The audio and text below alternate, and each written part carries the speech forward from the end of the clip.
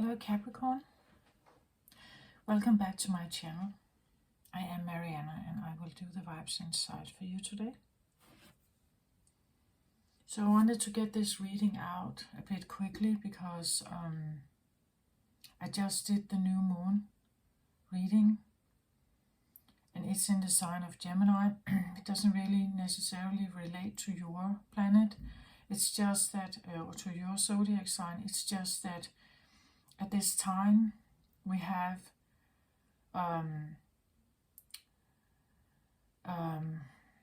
Pluto has entered the sign of Capricorn, and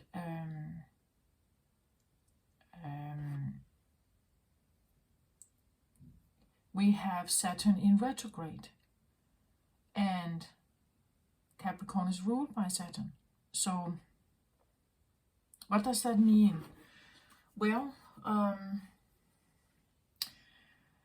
Saturn retrograding means that Saturn is, like Mercury, going through a time where it's kind of, you could say, we look backwards, right? Or we could have experiences that have been there before, or similar situations that may have been there before. It comes in and we usually have a reaction to it. When Pluto is there also present, it can be like an explosive thing. It can be like a sudden incoming thing that comes in and we kind of just, like reacting to it. Maybe reacting per default. We're not even thinking about it. Maybe after, if something settles a little bit again. But like if the volcano erupts, we have to react now. We have to do something now. Pluto is known to be a bit of like an explosive energy. It can be quite drastic in its experience or how it shows itself. It can be quite like explosive somehow. And usually when that happens, those that are involved, they kind of just react to it. What to do? Call 911. We have to do something. Pluto is masculine, it's explosive, it can be aggressive, it can have this tune to it, right? And usually those that are involved and those around it, they just react to it, and it can be a reaction per default, like per instinct, you could say. An instinctive default setting in you that is kicking in to somehow get us out of this volcano or this eruption somehow. That something, if it erupts in your life, it has an aftermath, for instance, or you get involved in something, and because you are in the midst of it, you stand right there, and the earth is burning underneath you. You have to run, right? Or you have to do something. You have to figure out how to survive or to get yourself through that situation. So I want to get your story out, I feel like, Capricorn, because it's and again with retrograde, like Saturn retrograding, we could have this feeling of like a deja vu. Like I have realized something like this before. I have experienced this before, or I see how I am drawn into something again. Like now something happened again, and I'm drawn right into it, or I react in a certain way to it. I become reactive in a certain way, and again, Pluto is very explosive, so it can be something that literally like shakes the foundation under you.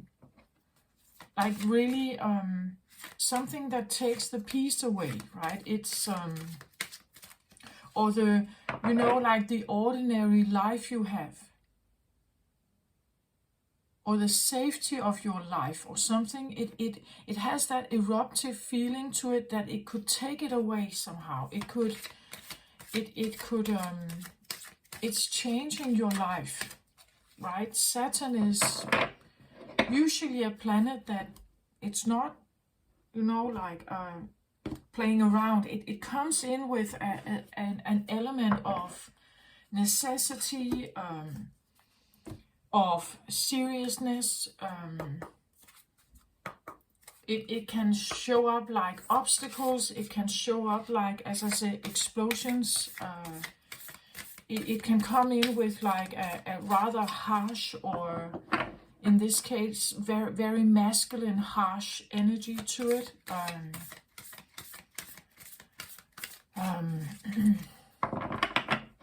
And we can see ourselves how we get drawn into a dramatic, chaotic, violent, maybe I hear, situation. And again, you can be the one who is hit by it, or you can be the one who is around, you know, like a parent or a sibling or a family member, or and you're just standing there needing to do something, perhaps reacting to the situation, to maybe get a little more balance, or to help, or to assist, or something. But it's like, and again, this is, you can have the opportunity with the retrograde to be reminded about maybe your instinct and your default setting. How do I, per default or per instinct, react to something?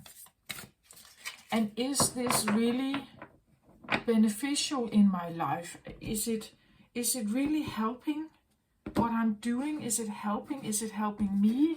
Is it helping the people involved? Is it, do I get myself involved per default, and maybe I don't really want to, you know, like it's too much. It's too overwhelming. It's too much pressure. It's too. So do you find yourself taking action in a situation where you actually want to run away from it? Like the inner core of you is screaming, run, right? But you're still in it. You're doing something to sustain the life of yourself or others, or getting through a situation. Again, maybe you can't run from it. Like maybe you're literally trapped in something. But then again, a Saturn retrograde is here to show you that then. You can become very, like, where Mercury retrograde usually talks about communication, sometimes meeting people from the past, getting reminded about something, a memory. It has to do with the mind. Saturn is very, like, earthy. Like Capricorn is an earth sign. It's earthy.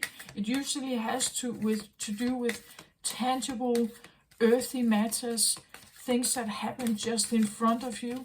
You know, like a car accident, or as I said, a volcano erupting, or a typhoon, or a tsunami, or it's very earthy.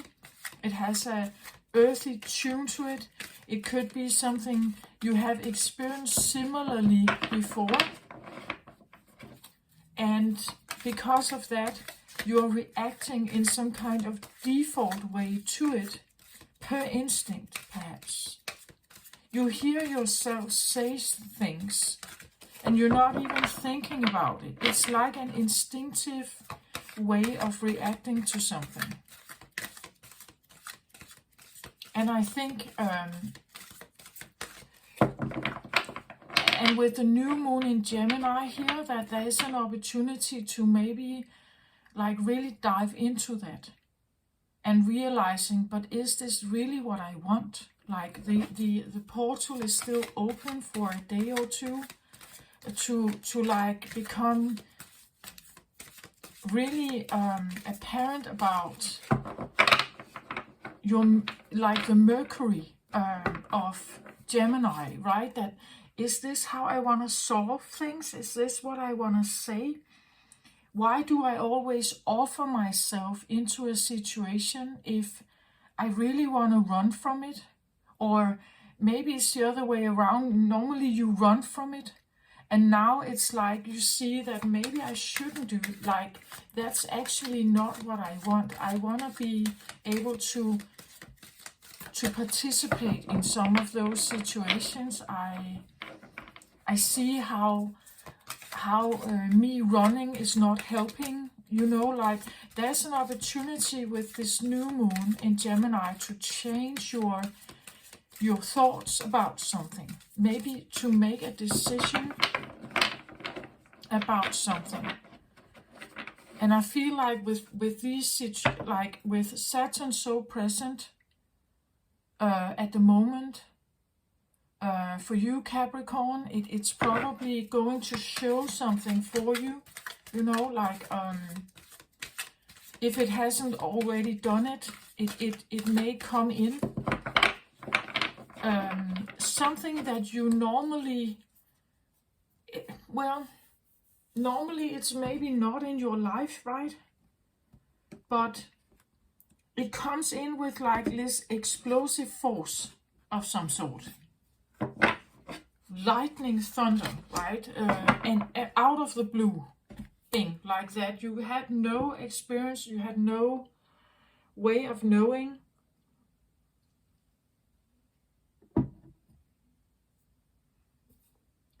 And it could be the feeling of this earthquake, that suddenly the earth you're standing on is not safe. You find yourself being drawn into someone else's drama, or it's your own drama, you know, like suddenly everything kind of just erupts, and it has this like devastating feeling to it, because Pluto is like that. It has this like really aggressive, violent, explosive, harsh, masculine tune to it. So I feel like I want this reading out. I want it to stand with the Gemini new moon reading, because it's like there's an opportunity to work with these energies to try to manifest something else if you take the time to look at the situation, right? What happened? How did I react? Was it really what I want? Like, and if something like that would happen again, maybe I need to really make a stance on something. I show up earlier, or I take myself out of it perhaps, or because it's not my drama, or it's but again, what if it was my drama, right? I would maybe be dependent on others to come and help me. So that there is something where I feel like there is a need to like make a stance on something, like to make a decision, or to become a little more clear on realizing your default setting, right? Realizing my instinct. My instinct is maybe to run and help. But when I do that, I find myself suddenly walking on this like burning lava. It's hurting me. It's really, I find myself how I get drawn and drawn more and more into the void, into this burning void, right? Maybe you don't want that. Let's have a look at the cards here. Yeah.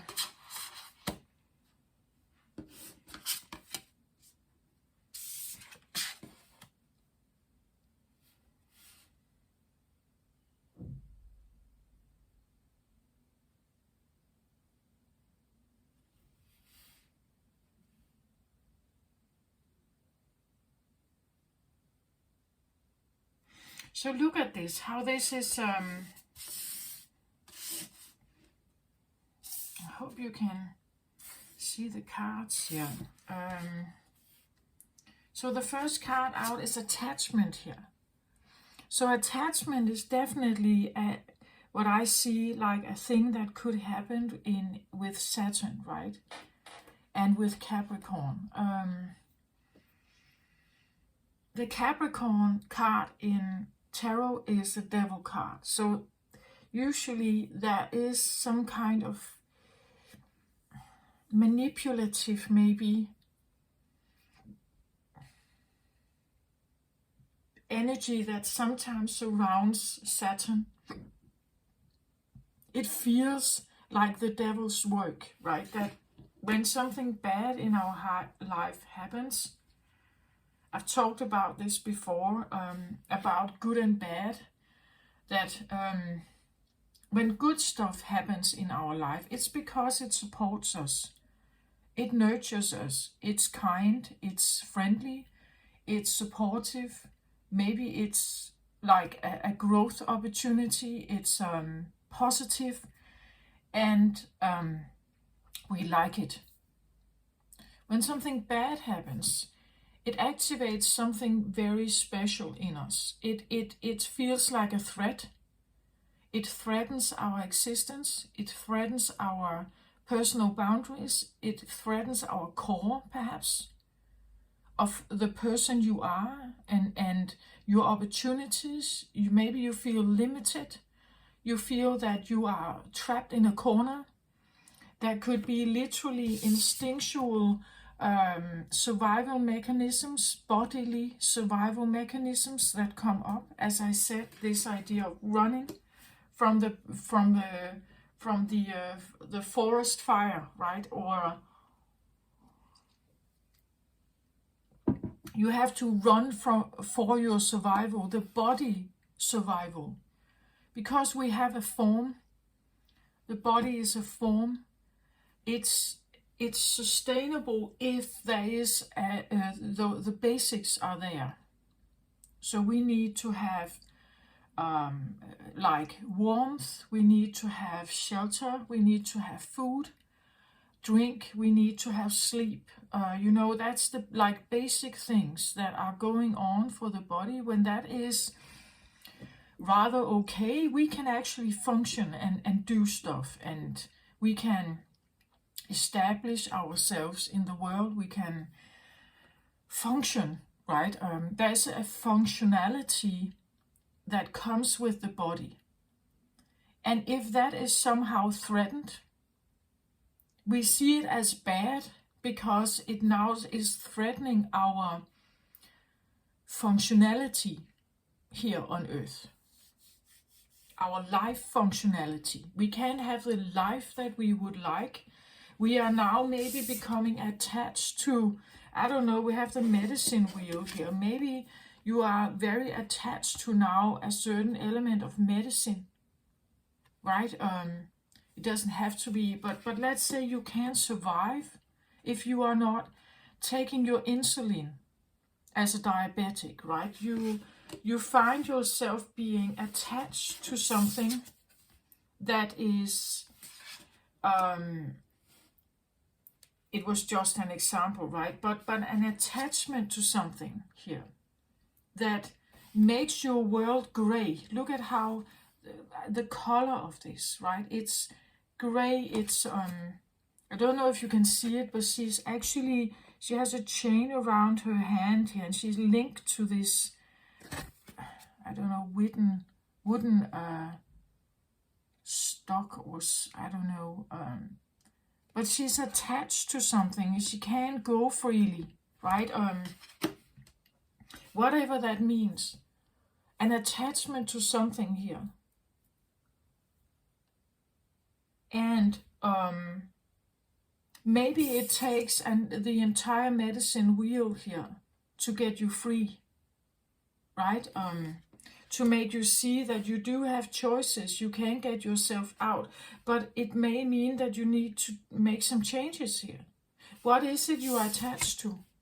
An outcome, You know, like maybe you are married into a situation that you find like really gray tone here. It's not happy.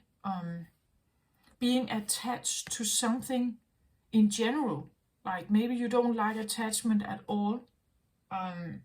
You want freedom. An attachment to something feels out of loyalty perhaps, or you know, like it's my family, I have to somehow do this, I owe it, or like having an attachment to loyalty issues or pride, maybe shame or guilt or something that keeps you attached to a certain thing here. And because of that attachment, you need to wear this mask. You need to take this mask on and be the happy wife, you know, something like that. But if you take the mask off, you realize how attached you are to something. Maybe you can't live on your own, like you have no own income perhaps, or you don't know anything about the world. So you have to somehow like be attached to someone who does. Right? Every time you take the mask off, you realize how attached you are to something here. That you can have a free life and the freedom you're looking for. If you want to take the mask off and free yourself, you realize how attached you are here. Right? That, as I said, maybe there is literally a bodily threat. Like you are threatened by something, that maybe it's a disease here, an illness of some kind.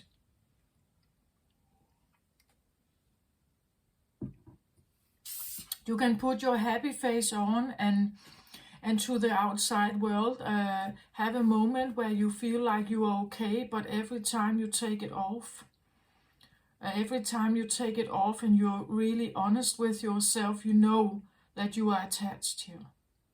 You're linked to something and it's unescapable, maybe. It may feel like that. Somehow I get the feeling it takes all animals here of the medicine wheel to free you. Somehow. I want to read from the book here for this. But again, it also takes for you to trust that, right? That it could be that you're finally seeing it. Maybe you've been wearing the mask all your life. You never thought about it.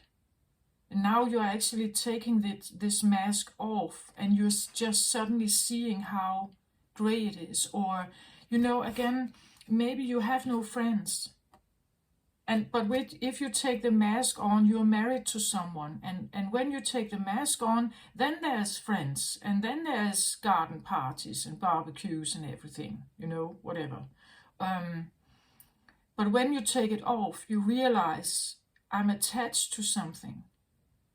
And I have no world of my own. Like I have no, I don't know, friends, or everything I do links to this. Everything I do links to something here. It's not really my own. It's not something that where I feel I can freely move, or where I have a say in something. I somehow am attached to something here. Okay, so let's have a look at this. Oh, the wrong book. Interesting. Maybe you have been looking for the answers somewhere wrong.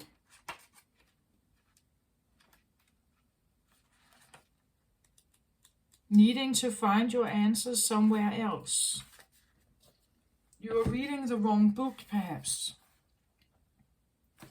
So the attachment talks about perceived need and the choice to let go. In the upright position, this card reveals that your passage forward is being stopped by strong attachment to old patterns or people from the past. The chain at your wrist is bolted to fear from the past or desperation about the future. Although you may wear the mask of pretense or even contentment, you simply can't seem to go forward. The stuff that keeps you stuck could be physical addictions, emotional patterns, and even old relationships. Are you living in fear, addicted to old, unhealthy habits, or so desperate about the future that you can't be happy now? If so, the chains that bind you could be of your own making.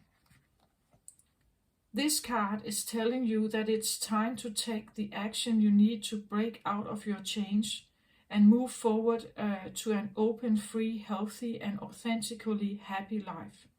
It may take some courage and effort to let go, but know that you are capable of doing it. Until you do, the difficult energy will just repeat itself, keeping you stuck. This is exactly what I talked about with the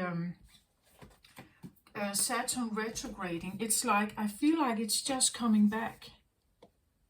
In maybe wearing new clothes, but another person or a different situation, but it has the same tune to it. It's not helping you. And we have the surrender card just beside it, right? Letting go, surrender an outcome of something here.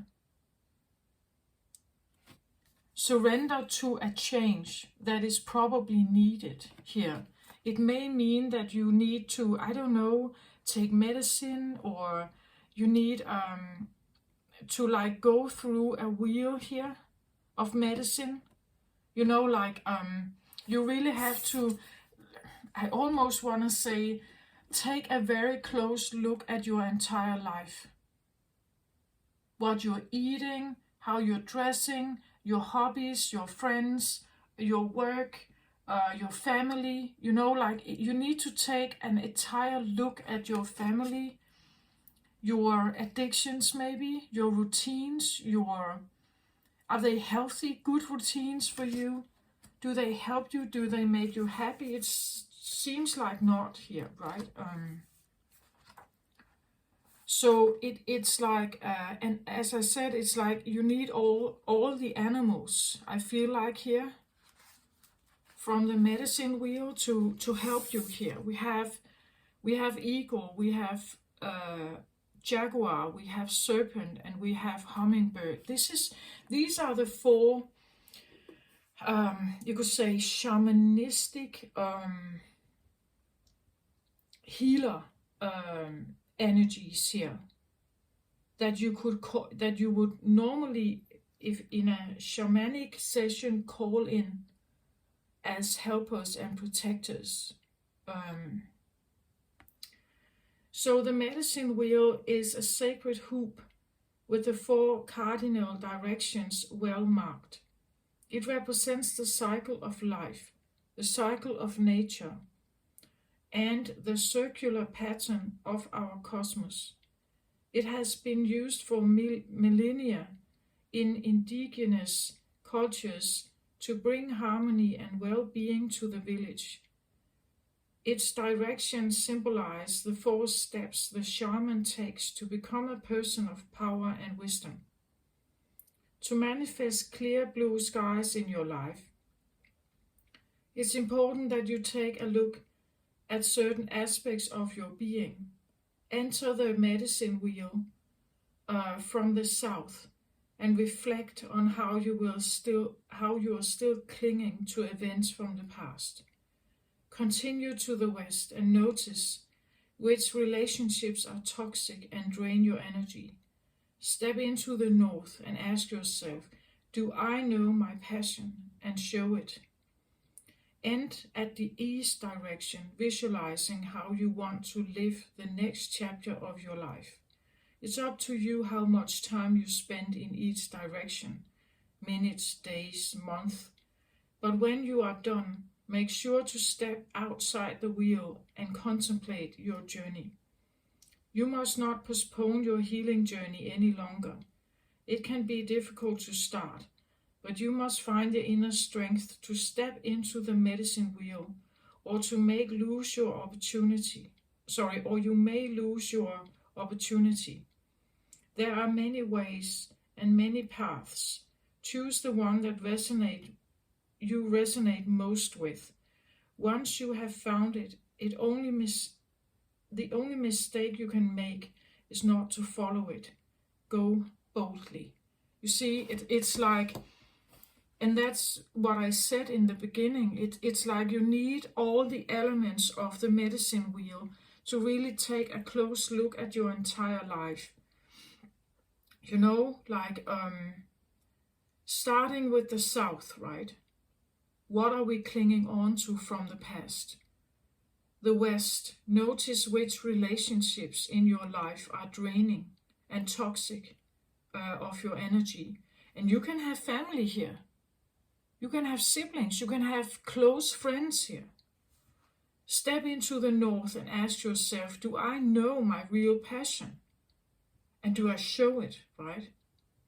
And end at the East direction, visualizing how you want to live your next chapter, like forward, like the future, you could say, future manifestation. Maybe that's why I feel like I really want to like have this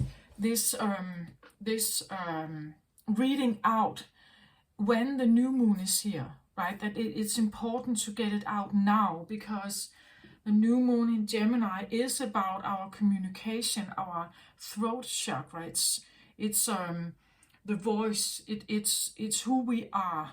It's your potential, right? It's something that is maybe not shown yet. Maybe it's boundaries. Maybe it's saying no to certain stuff, right? And I feel like the new moon in Gemini is an opportunity to manifest new, right? To write down manifestations that you send to the universe. I want to work with these.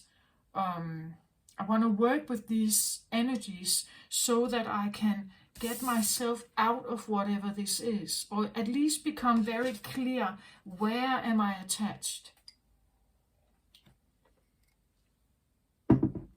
And how am I attached somehow? You have to figure out the ways where you are attached that makes your world gray. There could be other attachments where you have color, right? That is enlivening. It's giving you life. It's not draining you. But there seems like there are situations that can drain you here. You know, obligations you are not fond of, right? You're not, out of loyalty or should have, I should, I ought to, I must. And here the surrender card says, but what if you must not? What if you are not ought to? What if you could simply say no to it? Or if we say that we are attached to an outcome here of something, right? That I can only be happy if something. Then you are attached to an outcome that is outside of you. I can only be happy and feel happy and balanced and free, perhaps, if or when my children are moving out. Or I can only feel happy if I am divorcing someone. Or I can only have the happiness in my life when something out there is better aligned with me, then I can feel happy. It says also in the book, wasn't it here? It said something about not postponing. Or am I just imagining this?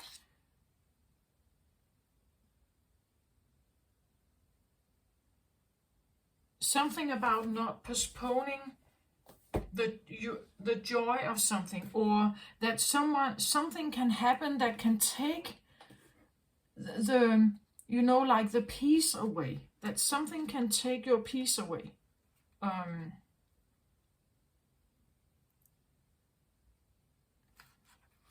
that your passage forward is being stopped by strong attachment to old patterns or people from the past. And I started by saying something like your instincts to a difficult situation, your default setting, how you get yourself involved or take action, old patterns, people from the past.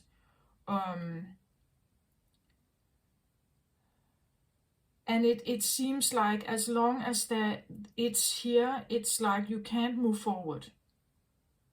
But I want to say you can move forward though. Or that because there is some kind of attachment that seems gray, doesn't mean that it's in all the areas of your life. And maybe put more attention on the things that you do like, right? Instead of focusing on those where you feel stuck. I think it's important to like make an account of it, like really maybe write it down, like I see how, like all the relationships you have in your life, you write all the names down, and then you're kind of ticking off whether you find that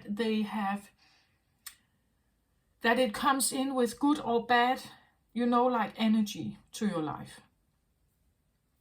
In my own case, doing some of this, I figured out that, well, yes, some come in and drain my energy,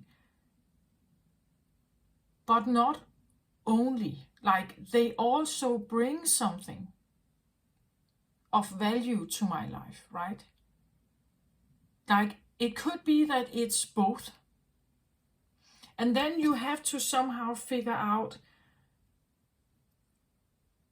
if someone is bringing primarily, you could say, physical, tangible, earthy,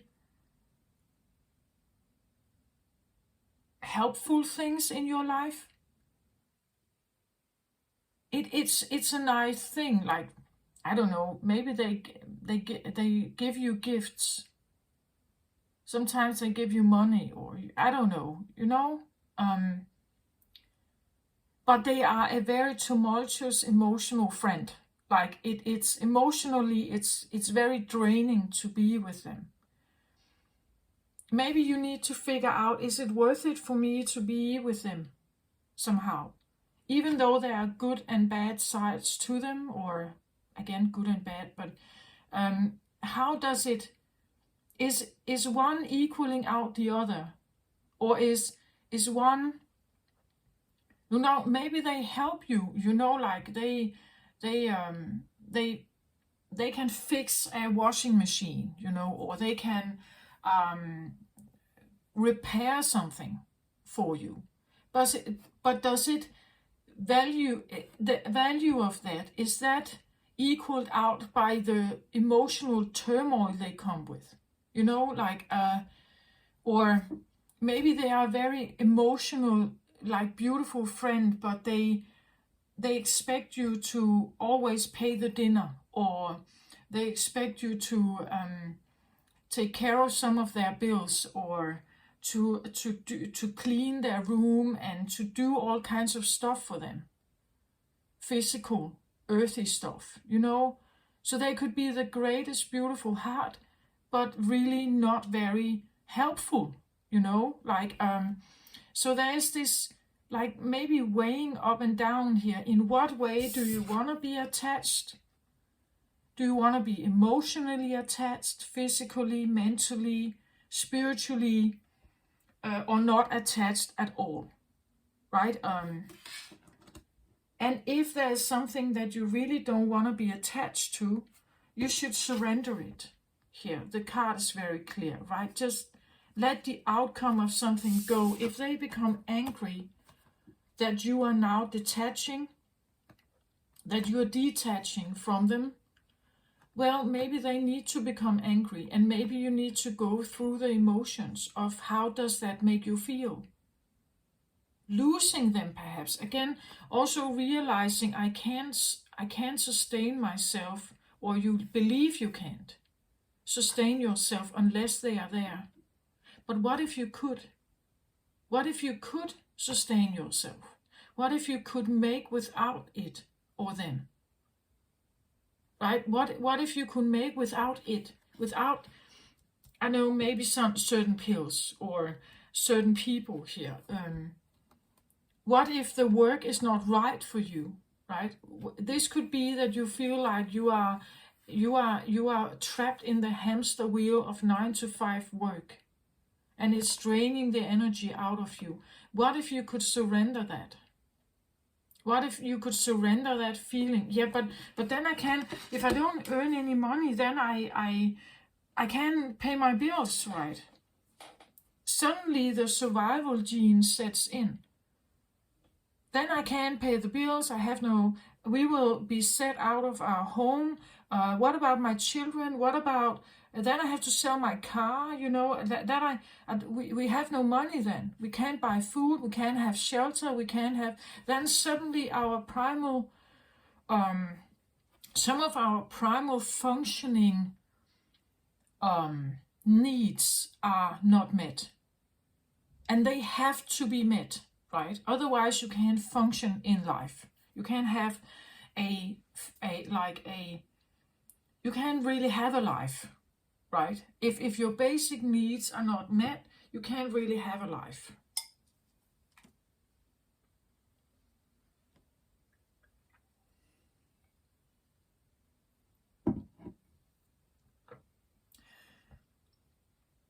But what if you could sell your apartment and move somewhere else where it's much cheaper? Yeah, but then I have to let go of my job. And what if I can't have a job where I'm going? Yeah, maybe you could have another job, a different job. The Ace of Michael is here, right? Ace of Swords. This is a truth. This is an incoming, like an epiphany. This is a realization. It could be a decision. It could be a choice. It says here, a wonderful new idea. Don't allow bumps in the road to hinder your progress. Clear up communication problems with others. So this could be like honesty. It could be like clear communication. Don't waver, right? Don't waver in your maybe boundaries here. You saying clearly no to something. Over here we have the surrender part, right? That says, but if you let an outcome go, what if you did move to another state? You got yourself a cheaper house. It could be a wonderful new idea that in that space you live outside in the nature, and maybe you have a wonderful new idea. You want to set up a little shop. What if you did that? Would it give you a sense of freedom? Would it give you a sense of detaching from this could talk about, like a lifestyle that you have.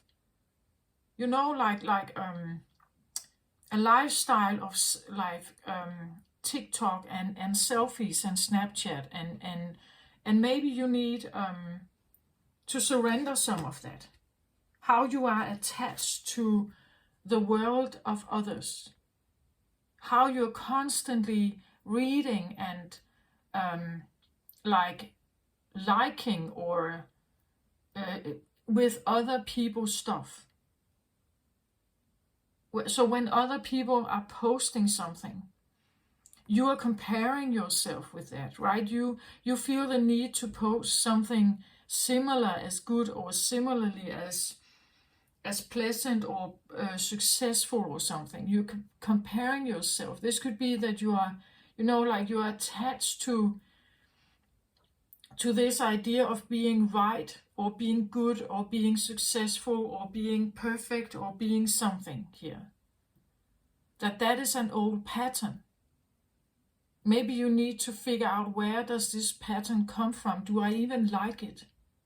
What if I could just let it go and not care and put the phone down, right? And just do what I want to do. Maybe you just want to, I don't know, she's kind of flowing here in the cosmos, dreaming her own stuff. You know, like, to me, she seems a little bit acrobatic, or like like in water, like she is doing something in water here, flowing, swirling, or something. Maybe it would be better for you to go swimming. I don't know, but take that how it resonates, right?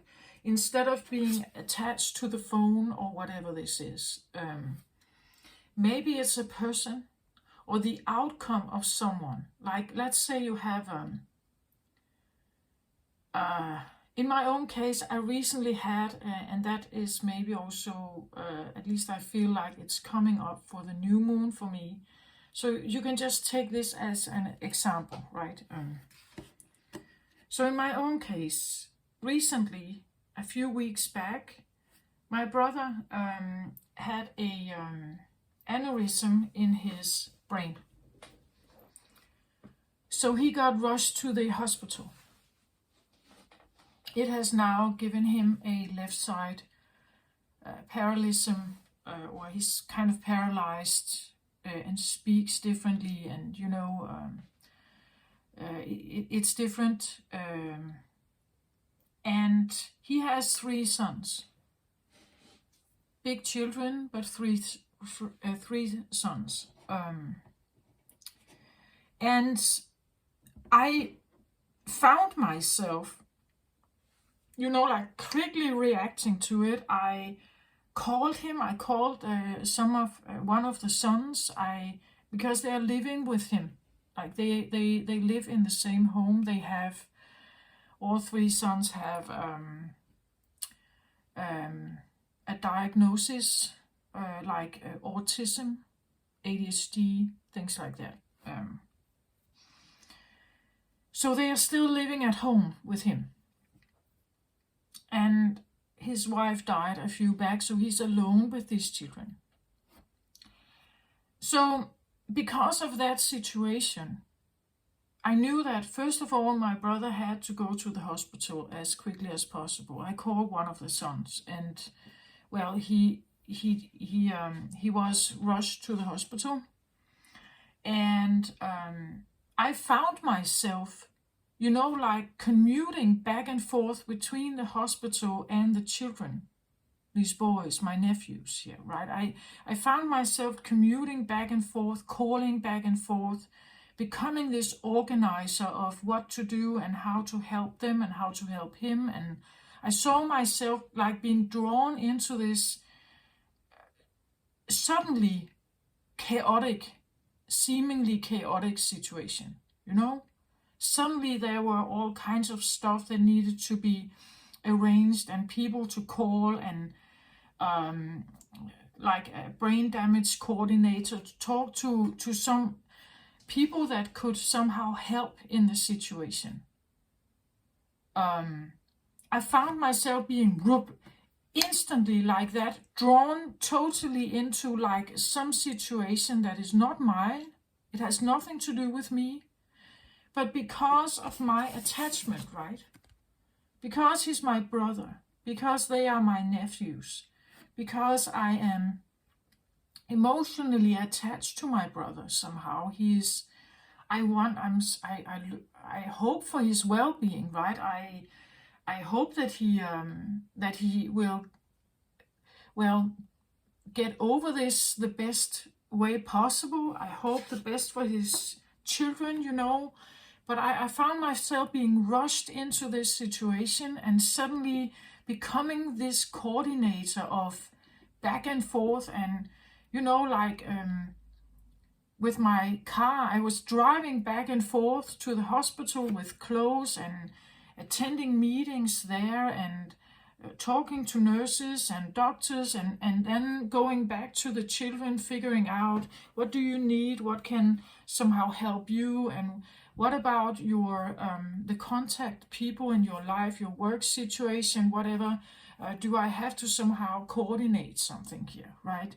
I just saw myself being totally drawn into something that, of course, there was an instant, you could say, kind of explosive thing going on, like Pluto erupting, out of the blue like that. Suddenly, my view of my brother and his son's situation changed. Bing, like that. It changed. He's back home now, and he's, he needs training, and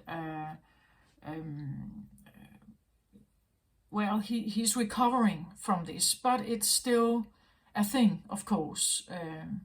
We're kind of just, holding the breath a little bit, seeing how things are going and how it's turning out. So of course, I was just reminded here about something, right? I was reminded about something. What if something actually happened to my brother? Like really happened? What if he had another stroke or something? His health is not perhaps the best. He has had long cancer treatment years back and never really recovered from it. So there has been a history of disease and too much smoking, and maybe an unhealthy kind of living. So I was really just reminded about this. What if something really bad really happened? What about those children then? Who should take care of them? And I just found myself thinking about, but if I had to take in all three young boys here into my life, and becoming this coordinator and mom, for them, how would my life look like then? What would my life be like? What would it do to my life and the path that I kind of have set myself on now? Would it do to my peace? Like my inner sense of peace? What kind of aunt would I be if I say no to that? And if I say yes to it? What about my own son? How would it affect him? If I had to move there, if we had to move there, my son is still living with me and partially with his father. So how would that be? What kind of life would that be? I had to ask myself, do I want that? And for a loving, caring aunt, there would be I wouldn't even ask myself. A loving, caring, sacrificing aunt, she would jump right in and take over and, do all she could. But I had to confront the other side also. I had to confront the side of me that says, but that's not my life. It's not, I haven't chosen that for myself, right? These are not my children. They are my nephews, and of course I know them and I care for them. But they live a very different lifestyle than I would maybe want for myself.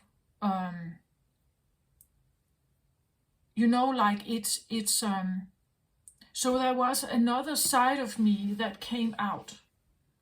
Another side, maybe a little selfish side, or a little, self-preservation side that says, but would this be good for me?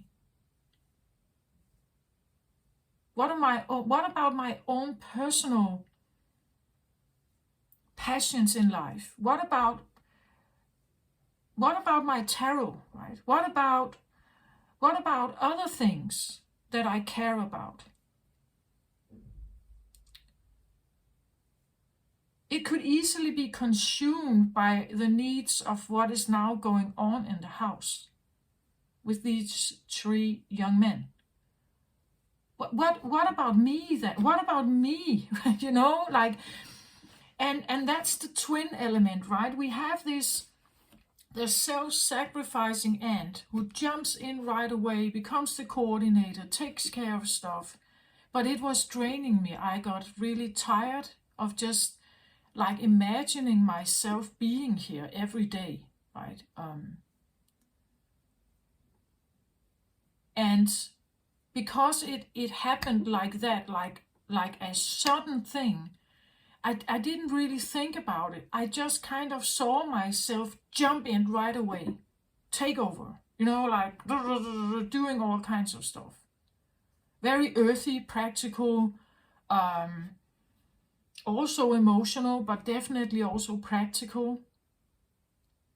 And what about the grief?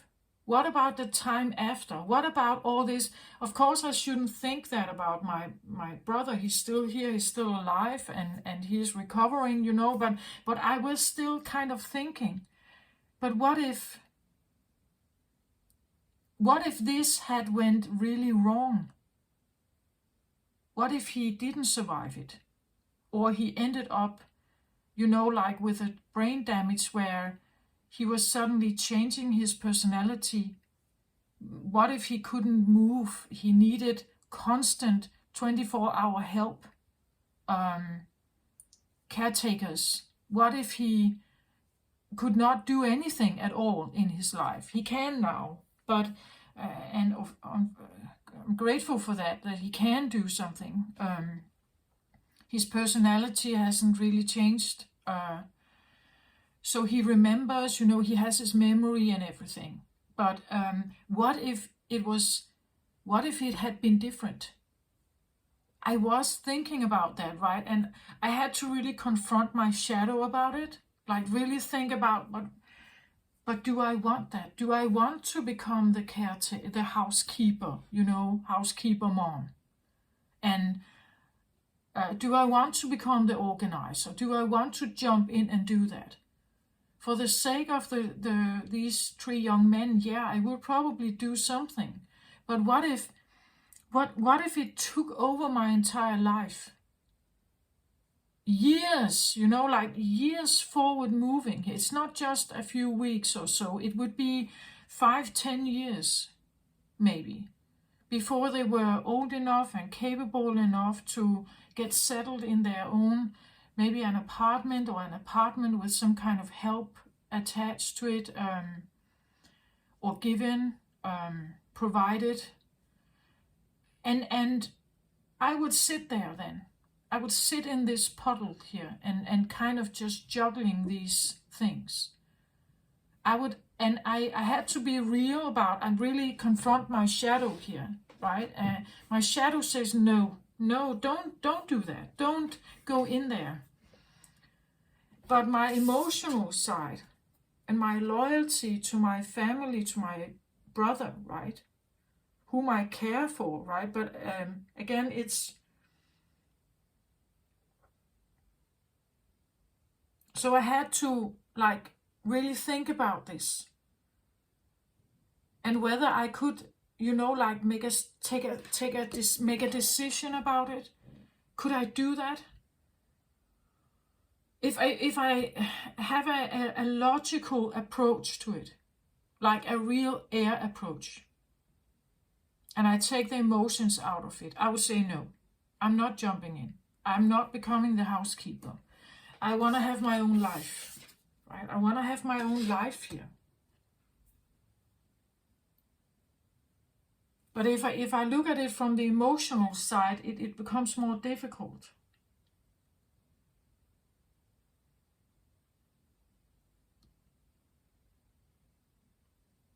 It becomes more difficult. Maybe the surrender part here takes an air decision, like this is air, swords energy here. Like the surrender of an outcome takes a new decision perhaps, or a new truth that you're facing, and making a decision based on that, or finding out some wonderful new idea that could somehow help you surrender an outcome of something. I don't know what the outcome is going to be with my brother. You know, like, I don't know that.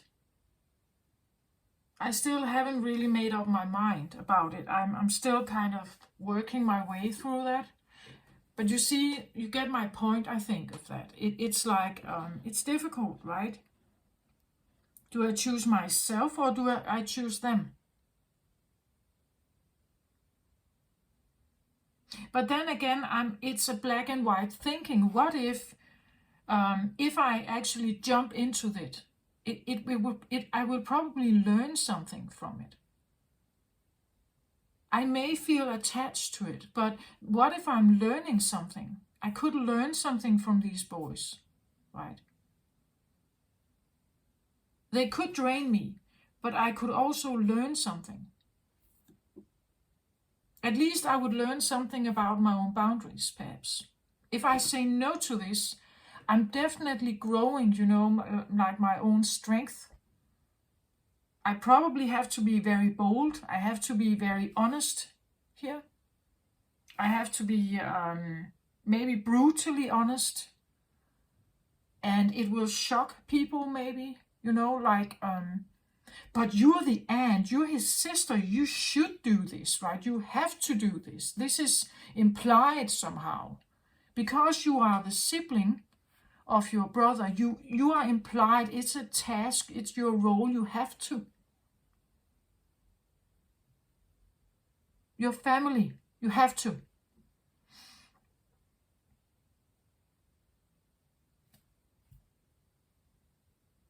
But do I? Like, you know, like it's a big thing.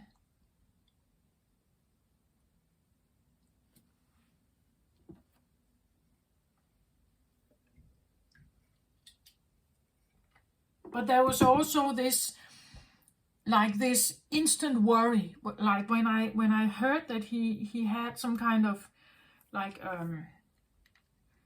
stroke situation. Immediately I was ringing. Immediately I took action, because where we know that a stroke can be, again, very bodily threatening. It's threatening the survival and the function of the body and the brain. And therefore it also threatens his ability to live an ordinary life and take action and have free choice and will in his life. So of course I was reacting. He needed help, right? But that's what it's doing. And instantly, I also, maybe not in that situation, but after I realized, why am I doing this? I'm doing it for my own peace, right? It's because, of course, I wanted him to have help. But underneath that, there is a need. I need for him to be okay. You know, like I need for him to be okay so he can take care of his business. You know? So my instinct to react was somehow also selfish, right? I wanted him to get the help he needs, but also to become well enough again so he can take care of his own business. You know, like it's that's what it is, like, or at least I had to admit that as well to myself, that underneath it all, yeah, I care for my brother. I want him to, of course, survive and thrive and have a good, healthy, happy life. I do want that. But I also want it because his business is somehow his business, right? I'm kind of on the sideline. I'm the ant. I have no real power there. I'm loyal somehow, but I don't really have power to influence whatever is going on here. I'm kind of just looking at it, right? I'm looking at it, observing it, and I'm like, like extended family kind of situation.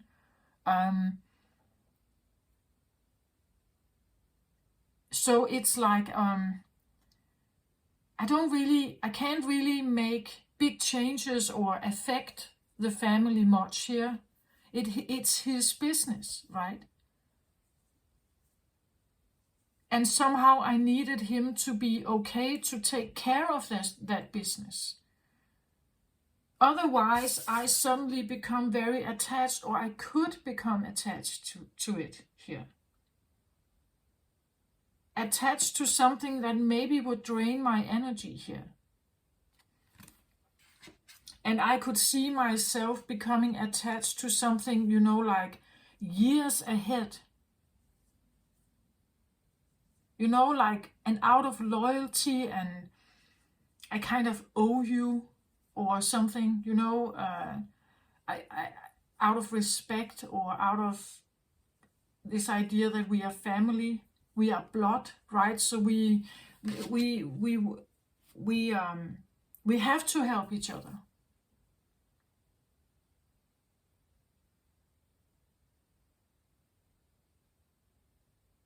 So this is where you need the medicine wheel, right? To really look at, like, the situation. Is this healthy for me? For me. Healthy for me. My boundaries, what I want in life, my dreams. Can my dreams still be there if I suddenly find myself in that household with these 3 boys here?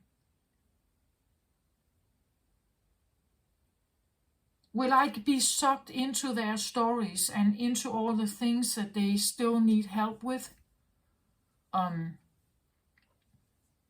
Practical day-to-day guidance and things like that. Do I want that for myself?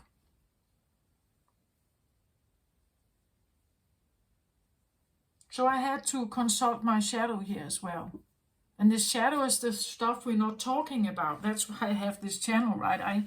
I want us to, like, become more real, or more, like, maybe more honest, right? More honest.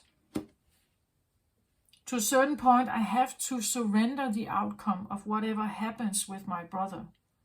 From now on, I hope my brother would maybe, like, maybe have dietary changes. Maybe he will stop smoking, that he got a warning, right? And he had several, I want to say, warnings. Is he listening to them?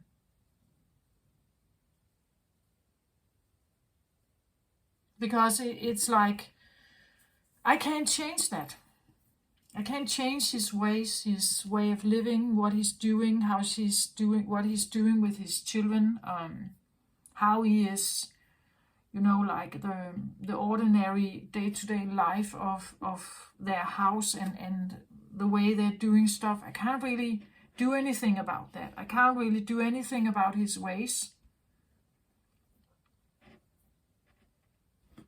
And he has his boundaries, I have mine. So how much do I want to be attached to something that where I can't seem to control an outcome? Right? That's why we need to let it go. The outcome must be what it is. Like, or control an outcome, but I have no say in it, really. Not really. What happens is going to happen. Maybe that's the truth that you're realizing here. That no matter what you have tried to do here, or no matter what you can do, that you have available to you, no matter what you can do, it's not going to change anything. the outcome or the situation is what it is. You can either attach to it emotionally, physical, mentally, you can either attach to it or you can try to detach from it, to surrender an outcome, or to surrender the choice people are making, or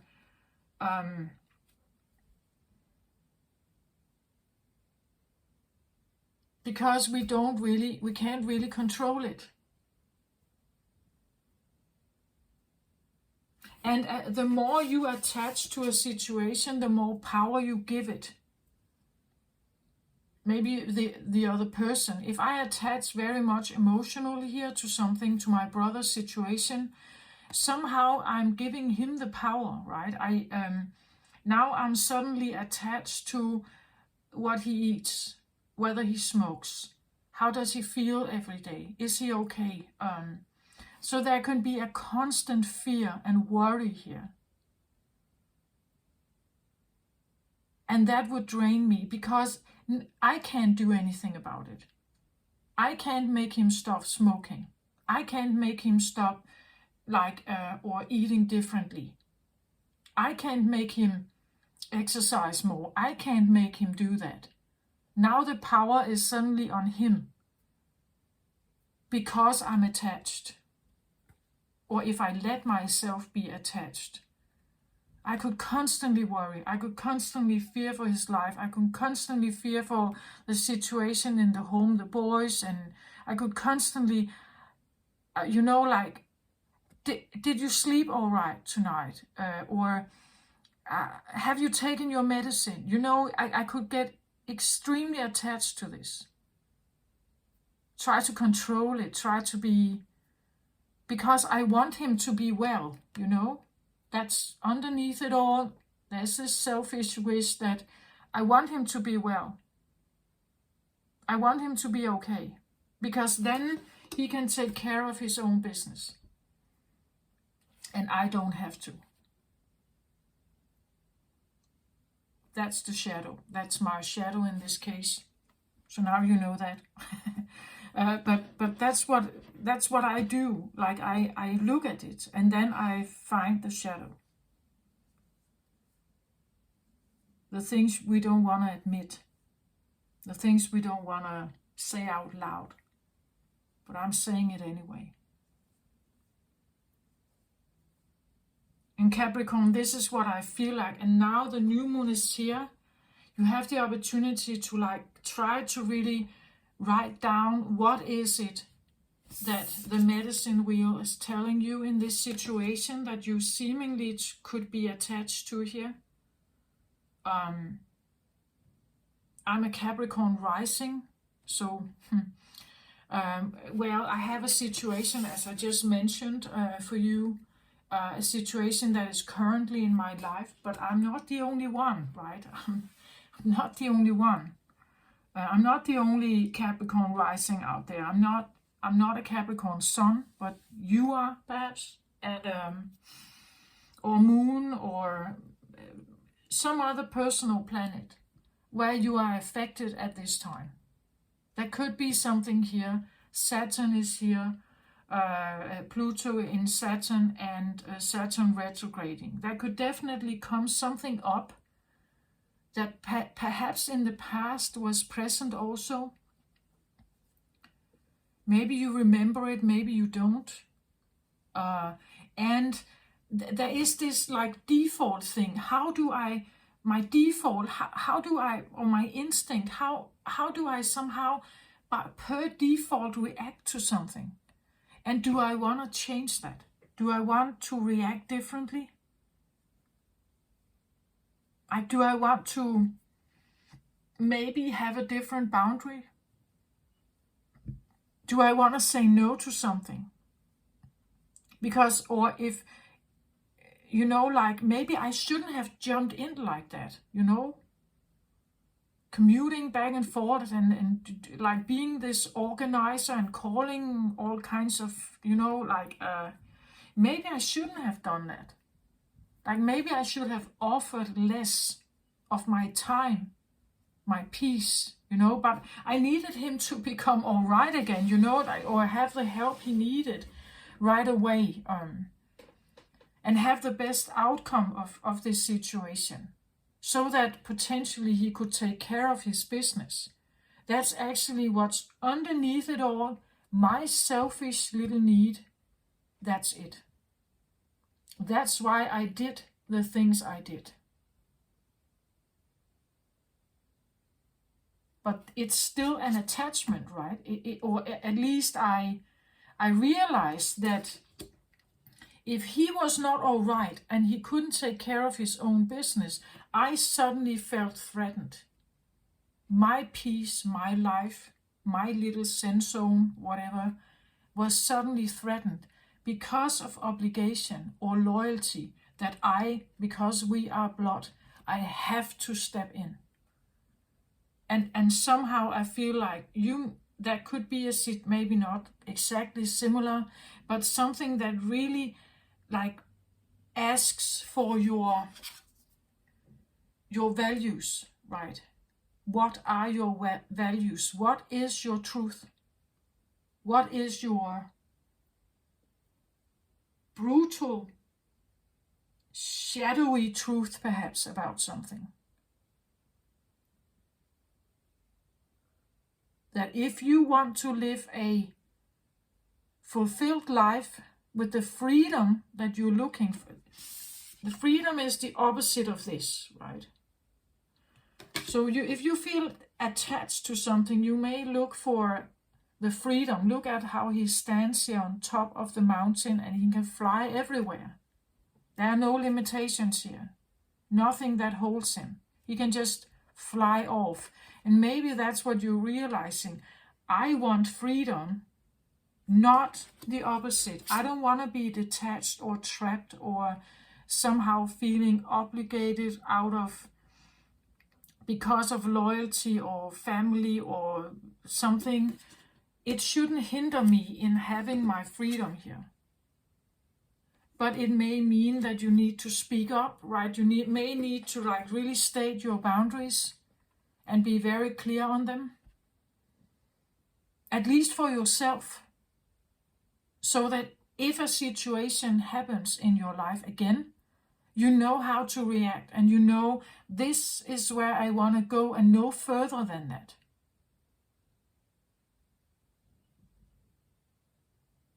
Because then I will sit here and I don't want to be here. Something like that.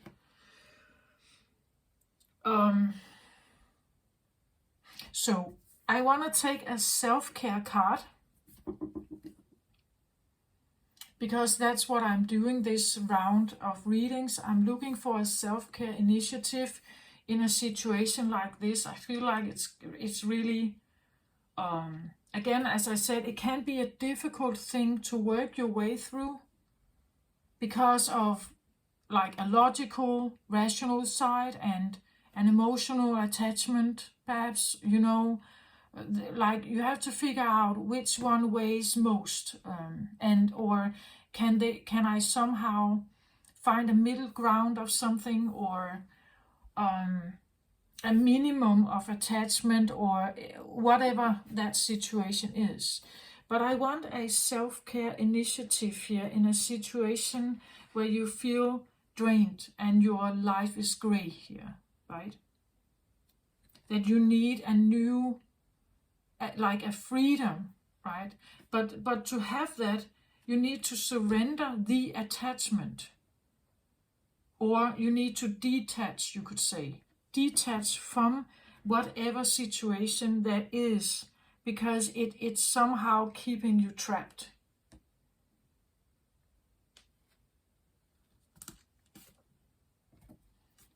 So I get the action card here. As a self-care initiative, we have a black and white horse here. So we could have a yin and yang thing going on. Be mindful about your action, where you step in. You could have a look at how you take action on something. as I did. I jumped right into the situation and became this coordinator and you know, like a kind of, well, trying to, I became a fixer somehow. I became a fixer. I wanted to fix a situation somehow. That could be what the action talks about. Becoming aware of how you want to fix stuff, what you want to do in a situation or not do. Like what kind of action do you want to take or not take? Again, the surrender part here is about not taking action or control or something. It's about actually just letting the outcome be. Maybe you need to take action where you want to go, right? Take action in a field you want to go. Or at least make sure, again, we could talk about which action comes from like true caring and which action comes from shadow element, as I just talked about. I do care about my brother. I really want him to become well, of course, and live a happy life. Of course, I want that for him. But I had to also like realize my shadow element as well. So maybe you look at those, right? That could be a self-care initiative. Become very real about your, when you take action, why are you taking action? Right? Why are you taking action? Because it's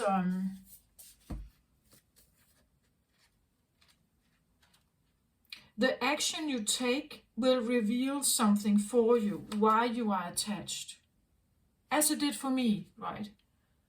I realized my shadow down underneath it all wanted my brother to be okay so he could take care of his own business, his children, be the father he is, right? And I could somehow mind my business, go my path, choose what I want to do, you know? Staying uninvolved or not that involved in his business.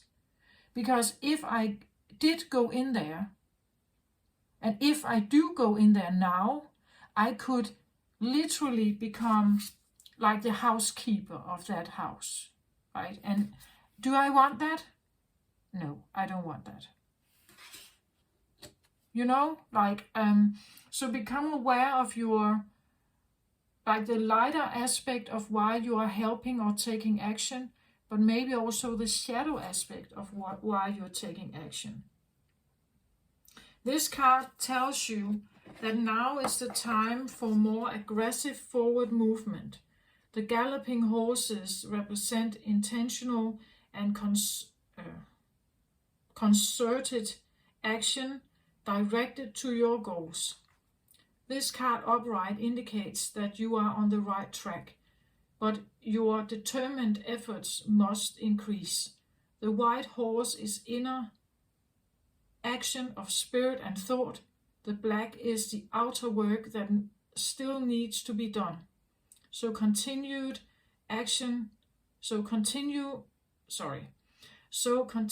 taking action and trust your intuition.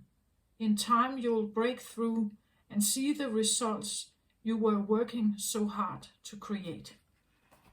So it could be a time where you are, well, maybe like really debating or something, as I said, like my brother's accident,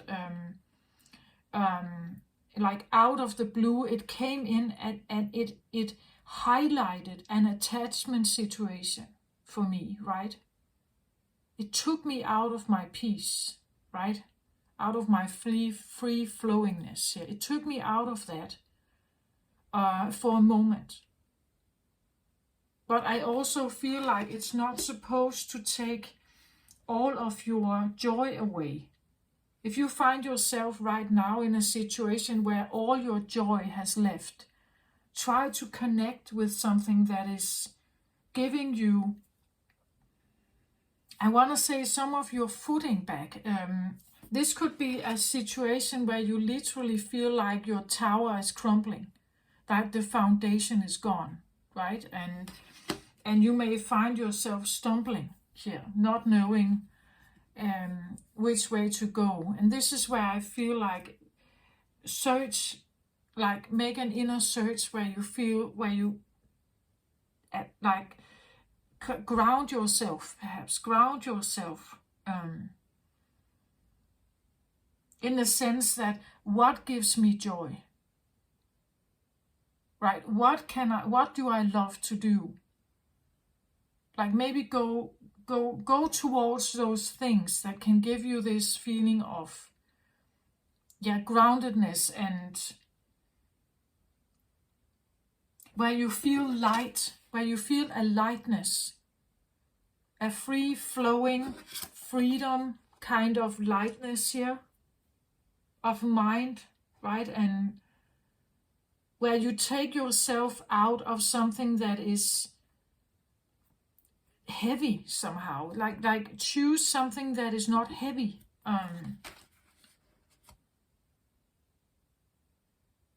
Maybe you need to do that from time to time, especially if you are at this time reminded, as I was reminded about something. My brother was definitely also reminded or warned, you know. But it's up to him. I can't like feed him, right? I can't, like, if I go and take, like, search his house and I take all the cigarettes and throw them out, and I drive home, I know that he will just somehow get the cigarettes from somewhere else again. You know, I can't do that. It's up to him to do that. I have to surrender that outcome. Even though it could worry me. That what if he could have a strike again, or a stroke again? What if something strikes him again? I could sit in this worry, but I don't want to sit in that worry. I'm letting it go.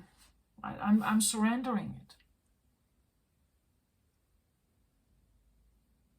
Otherwise, I'm constantly attached to someone else's choices.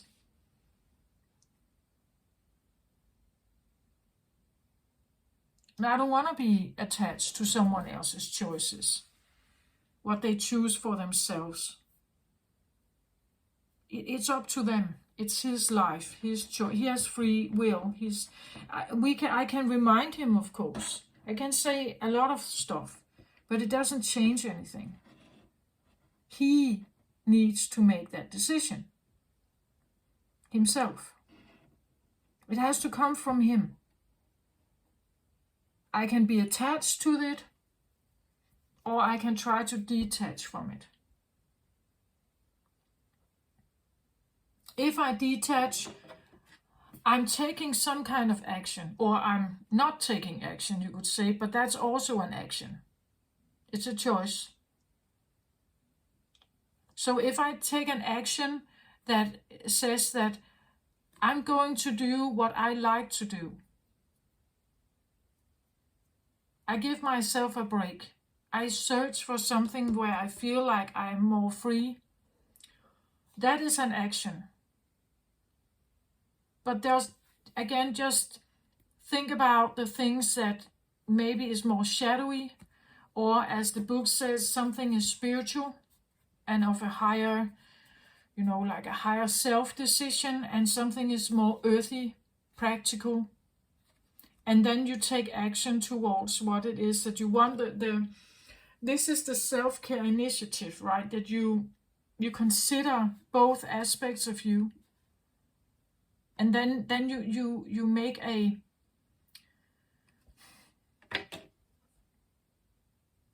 maybe you make a decision here, or you follow a truth, or you decide that this is a reminder that I can be drawn back into someone else's drama, but it's not my spiritual path to go there, right? My spiritual path is to free myself, perhaps here, from any kind of attachment. And that's exactly what can happen during a Saturn retrograde, is that now suddenly the trouble is here again. It's a reminder of something that has been before, where you got yourself attached, and therefore you are now seeing what is your instinct and default setting. Become very clear on that. How did I react? And why do I react like that?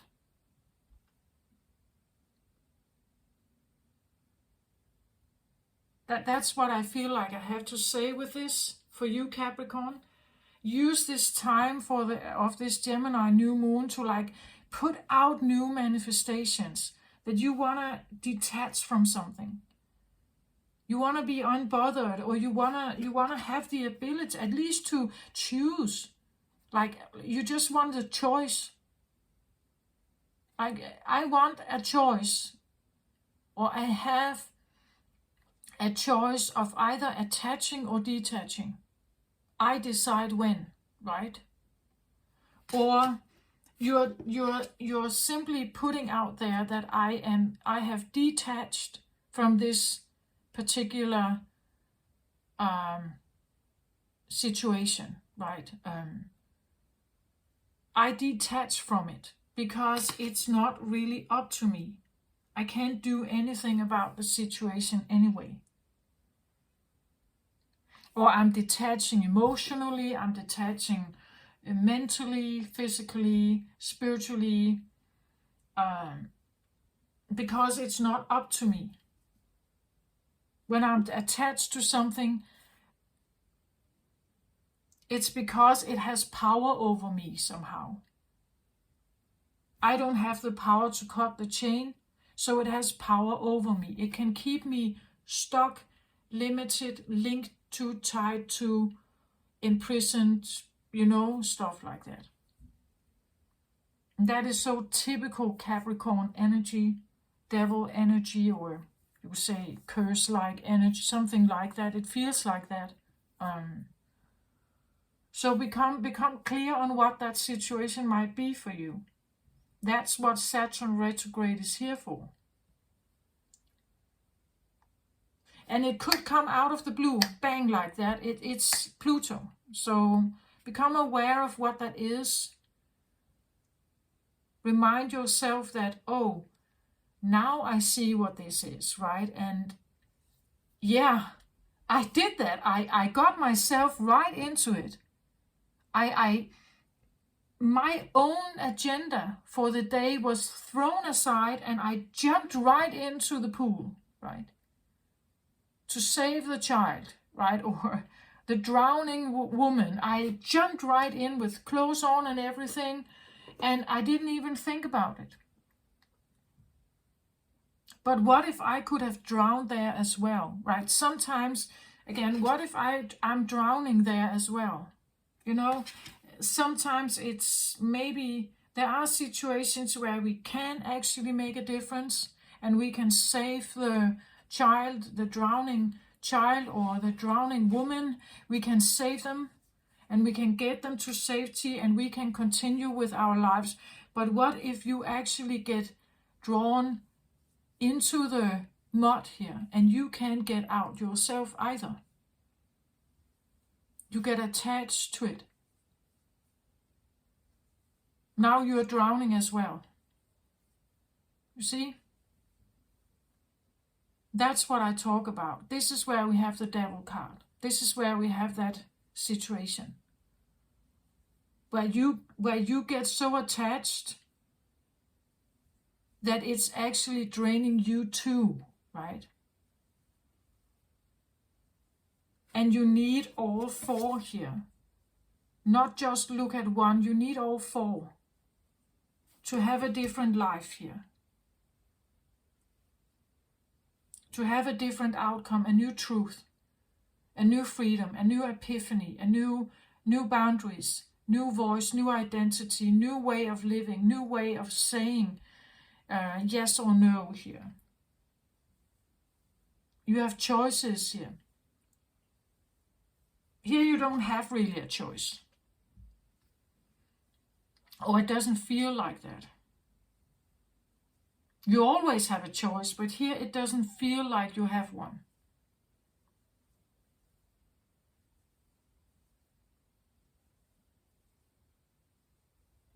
This is what I have for you, Capricorn. I hope this helped or inspired you maybe to like really think about your life. I felt this kind of urgency, right? That I kind of had to like follow up with Capricorn, and you were the next one in line here for me to like really get this out. Use the new moon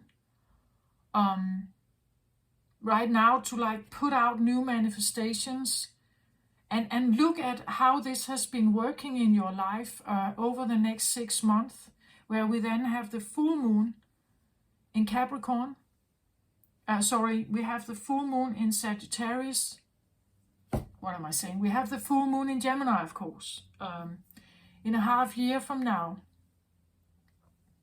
And this is where we say that the full moon talks about completing something, like getting to the end of something, finally hitting the bullseye on something, like we're completing something that we put out. With the new moon, we are completing that cycle, or we're getting closer to that cycle end, right? And if we are not achieving it right there, you still have a new, like there's always a new one coming, right? Maybe if this is very difficult for you, maybe you need several like cycles, like to. And every time you get to a new moon in Gemini, right? Maybe you will have a new thing you wanna manifest, right? That maybe you need to detach. Maybe you will detach from something, and you're realizing when you get to the new moon again that there's still something that you wanna detach from, but now it has a different. It's maybe a different name, or a different person, or a different thing. Something like that. But use this Mercurian new moon energy to change something about your mind. Change your mind, perhaps. Like really, that's what Gemini is also. The new moon in Gemini and Mercurian energy is here. And it can help you somehow to start a new cycle of something. Yeah. So this is what I have. Take care of yourself, everyone out there. I send you my very best. Love and light to you. Bye-bye.